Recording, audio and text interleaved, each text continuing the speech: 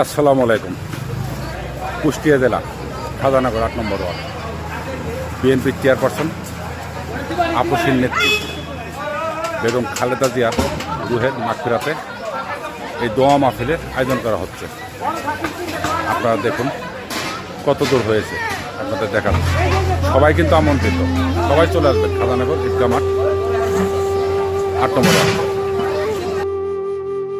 পক্ষে দোয়া মাহফিল, স্থান ৮ নম্বর ওয়ার্ড বিএনপি খাজানগর।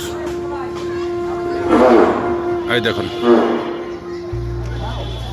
আমাদের এখানে নেতৃত্ব দিচ্ছেন আমার ইফতার হোসেন ভাই আর আমার বিআই আছে শামীম মাহমুদ, ছনি এগ্রো হোটেলের মালিক। আর এই দেখুন আমাদের রান্না বান্না মোটামুটি শেষের দিকে।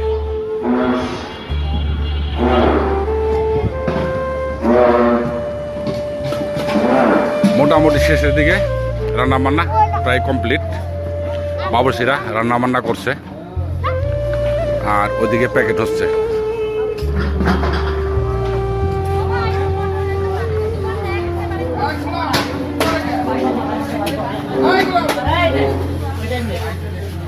দেখেন এদিকে প্যাকেট হচ্ছে, সবাই যুক্ত হয়ে যাচ্ছে প্যাকেট করার জন্য। আনন্দের সাথে প্যাকেট হচ্ছে কিন্তু এটা। মাংস টাংস কি পড়তেছে 2-4 পিস?